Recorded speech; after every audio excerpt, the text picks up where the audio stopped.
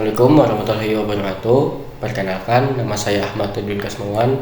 Di sini saya akan menjelaskan atau merangkum tentang materi mata kuliah sistem operasi selama satu semester ini. Apa saja yang saya pelajari selama satu semester ini.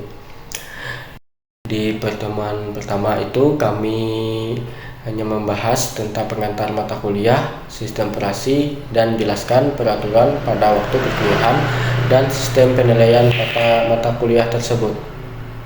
Nah, di pertemuan kedua ini ngebahas apa aja sih? Di pertemuan kedua ini membahas tentang sistem komputer, yaitu adalah gabungan perangkat keras, perangkat lunak, dan pengguna yang bekerja sama untuk memproses data. Komputer memiliki komponen seperti perangkat input, contohnya keyboard dan mouse.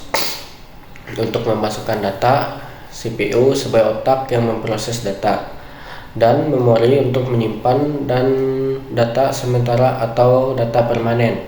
Hasilnya akan ditampilkan melalui perangkat output seperti monitor atau printer. CPU terdiri dari bagian yang bertugas melakukan perhitungan, ALU, mengontrol jalannya data, kontrol unit, dan menyimpan data sementara atau register. Memori komputer terbagi menjadi RAM yang menyimpan data sementara saat komputer aktif, dan ROM menyimpan data permanen seperti sistem komputer. Perangkat output seperti layar atau speaker digunakan untuk menampilkan hasil dari pengolahan data. Semua komponen ini saling terhubung melalui jalur komunikasi yang disebut bus. Kontrol bus untuk mengatur operasi, address bus untuk menunjukkan lokasi data, dan data bus untuk mengirimkan informasi.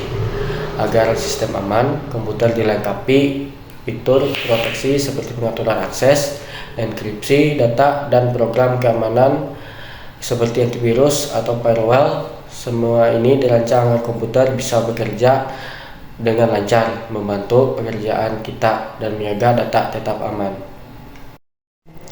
Di pertemuan ketiga, kami membahas sistem operasi berperan sebagai pengatur utama dalam menjalankan berbagai tugas komputasi, memastikan semua komponen sistem bekerja secara optimal dan terkoordinasi dengan berbagai jenis sistem seperti operasi Windows, Linux, macOS, Android, dan iOS. Masing-masing dirancang untuk kebutuhan dan perangkat tertentu. Singkatnya, tanpa sistem operasi, perangkat keras komputer tidak dapat digunakan dengan mudah dan efisien oleh pengguna maupun aplikasi. Sistem operasi adalah inti dari teknologi komputasi modern yang mendukung perkembangan perangkat lunak dan inovasi teknologi. Lanjut ke pertemuan keempat, itu membahas proses. Proses adalah program yang berjalan di komputer, dan sistem operasi bertugas mengatur jalannya proses-proses tersebut supaya tidak bertabrakan dan semuanya berjalan dengan lancar. Penjadwalan adalah cara sistem operasi memutuskan proses mana yang akan dijalankan lebih dulu, kapan giliran proses berikutnya, dan bagaimana membagi waktu secara adil. Penjadwalan ini penting supaya komputer bisa bekerja lebih cepat, efisien, dan responsif. Misalnya, kalau ada banyak tugas yang harus dilakukan seperti buka aplikasi, download file, atau nonton video. Sistem operasi akan memastikan semuanya berjalan tanpa hambatan meskipun sumber daya komputer terkuras atau terbatas. Dengan pengaturan yang baik, pengguna bisa menjalankan berbagai aktivitas tanpa perlu khawatir komputer jadi lambat atau macet. Jadi, penjadwalan adalah bagian yang penting membuat komputer tetap pintar dan nyaman dipakai sehari-hari. Ke pertemuan kelima, sinkronisasi proses itu seperti aturan main supaya beberapa tugas atau proses di komputer tidak saling tabrak saat berbagi sesuatu, seperti data atau sumber daya. Kalau tidak diatur, bisa terjadi masalah seperti data rusak atau tugas jadi kacau. Contohnya seperti antrean di bank, satu orang harus selesai dulu di loket sebelum orang berikutnya dilayani, supaya semuanya berjalan tertib dan hasilnya benar. Dengan aturan sinkronisasi yang baik, komputer bisa mengelola tugas-tugasnya tanpa masalah, memastikan semua berjalan lancar, aman, dan efisien. Lanjut ke pertemuan ke-6, yaitu trade. Trade itu seperti pekerja di dalam sebuah proses. Kalau proses adalah perusahaan, trade adalah karyawannya yang bekerja sama untuk menyelesaikan tugas. Semua thread dalam satu proses terbagi menjadi sumber daya seperti memori dan file. Jadi pekerjaan bisa lebih cepat selesai tanpa harus memulai dari nol. Dengan thread, komputer bisa menjalankannya banyak tugas sekaligus seperti streaming video sambil download file tanpa bikin komputer lemot atau macet. Tapi kalau tidak diatur dengan baik, thread bisa saling tabrak, bikin pekerjaan itu mumet atau kacau, bahkan macet. Jadi thread itu penting untuk efisiensi, tapi harus dikelola dengan hati-hati guys. Dan di pertemuan ke-7 ini, pada pertemuan mata kuliah sistem operasi kali ini dilakukan tentang kuis penerapan sistem operasi dalam kehidupan sehari-hari, seperti penggunaannya dalam teknologi dan solusi atas permasalahan yang sering terjadi. Selain itu dibahas juga persiapan UTS dengan tugas kelompok berupa video presentasi berdurasi 10-15 menit. Tugas ini bertujuan melatih analisa, kerjasama, dan kreativitas mahasiswa. Dan lanjut pertemuan ke-8. Di sini kami nggak bahas apa-apa sih, cuma melakukan absensi dan batas akhir pengumpulan tugas video per kelompok. Untuk pertemuan ke-9 ini membahas operasi file, yaitu seperti cara kita mengelola dokumen atau data di komputer. Sehari-hari kita bisa membuat file baru, membuka file untuk dilihat atau diedit, menambahkan informasi, memindahkan file ke lokasi lain, mengganti nama, hingga menghapus file yang sudah tidak diperlukan. Semua tindakan ini memungkinkan kita untuk menyimpan, mengorganisir, dan mengakses data dengan mudah dan cepat. Sistem operasi bertugas untuk mengatur semua proses ini agar file kita tetap teratur, aman, dan bisa diakses kapan saja. Tanpa operasi file efisien, data kita bisa jadi berantakan atau bahkan hilang. Jadi peran sistem informasi sangat penting untuk menjaga agar segala sesuatunya berjalan dengan sangat lancar. Lanjut ke pertemuan ke-10. Deadlock itu seperti situasi di mana dua orang atau lebih saling menunggu giliran tanpa bisa bergerak karena masing-masing menunggu sesuatu yang dimiliki oleh orang lain. Misalnya, dua orang yang ingin menggunakan satu meja makan. Satu orang sudah duduk di meja tapi menunggu garpu, sementara yang lain menunggu sendok yang ada di meja karena keduanya menunggu satu sama lain. Akhirnya tidak ada yang bisa makan guys.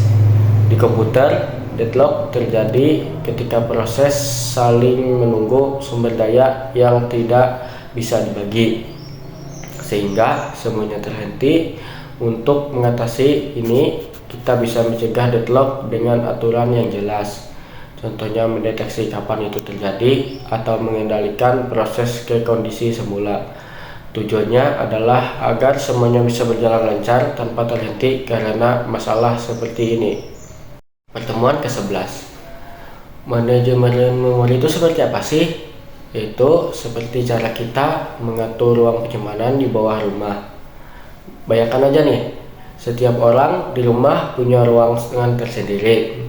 Kita harus memastikan setiap orang itu mendapat ruang yang cukup untuk barang-barangnya. Nah, tapi juga tidak menyisakan banyak ruang kosong yang tidak terpakai. Begitu juga di komputer, memori harus dibagi dengan efisien agar semua program bisa berjalan dengan lancar. Jika terlalu banyak ruang kosong atau ruangnya tidak kecil atau terlalu kecil, bisa jadi sistem jadi lemot atau tidak dapat menjalankan banyak tugas sekaligus. Jadi sistem operasi bekerja seperti manajer yang memastikan semua program mendapatkan ruang yang cukup menghindari pemborosan ruang. Dengan begitu, komputer bisa bekerja lebih cepat dan lebih efisien. Pertemuan ke-12. Apa sih itu virtual memory? Virtual memory dapat diibaratkan sebagai ruang penyimpanan tambahan di rumah. Ketika kamar utama atau RAM sudah penuh dengan barang-barang, sebagian barang yang jarang digunakan dipindahkan ke gudang, hard disk atau SSD. Begitu juga di komputer. Ketika RAM penuh, sistem memindahkan data yang tidak aktif ke penyimpanan cadangan, bagging file atau swap space. Jika data tersebut dibutuhkan lagi, sistem akan memindahkannya kembali ke RAM untuk diakses lebih cepat. Meskipun virtual memory memungkinkan komputer menjalankan lebih banyak aplikasi, secara tidak langsung atau secara bersamaan, proses ini lebih lambat karena akses ke hard disk atau SSD jauh lebih lambat dibandingkan RAM.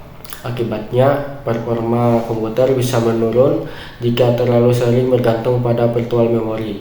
Oleh karena itu, semakin besar kapasitas RAM yang dimiliki, semakin sedikit komputer menggunakan memori sehingga kinerja lebih optimal. Pertemuan ke-13 ini yaitu keamanan sistem file dapat diibaratkan seperti menjaga arsip penting di tempat yang aman. Bayangkan kamu memiliki dokumen penting yang hanya boleh diakses oleh orang-orang tertentu. Untuk melindunginya, kamu bisa menyimpannya di lemari yang terkunci atau di ruang yang hanya bisa diakses oleh orang dengan izin yang khusus.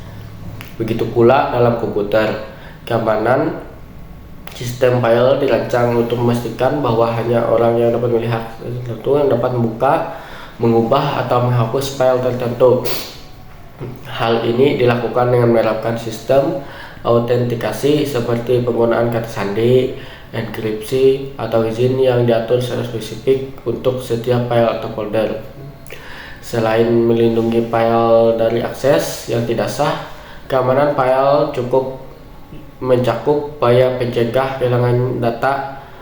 Misalnya dengan membuat salinan cadangan backup secara rutin, kita dapat memastikan bahwa data penting tidak hilang meskipun terjadi kerusakan perangkat atau serangan virus. Dengan begitu, file yang hilang dapat dipulihkan dengan mudah.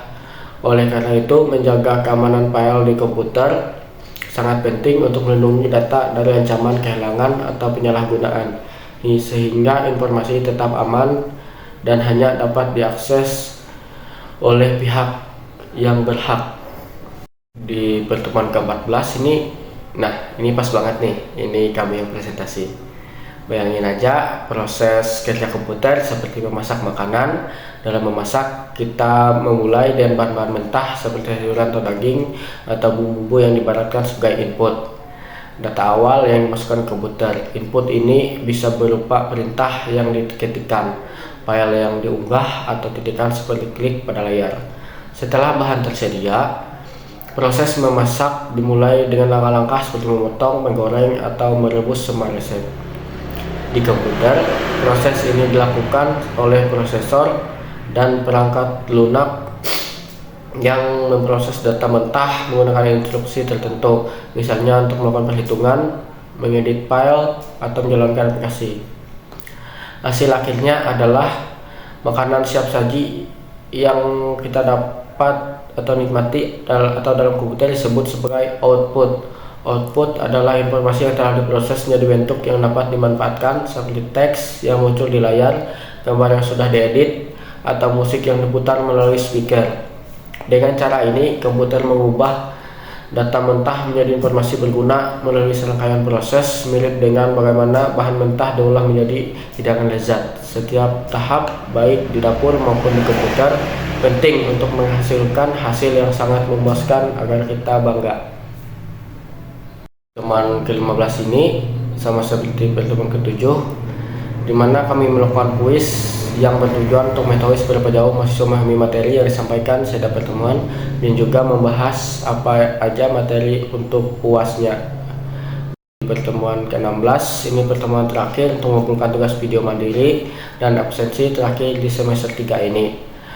Tidak terasa sudah berakhir semester ganjil kali ini. Semoga kita dapat bertemu lagi di semester yang akan datang. Assalamualaikum warahmatullahi wabarakatuh.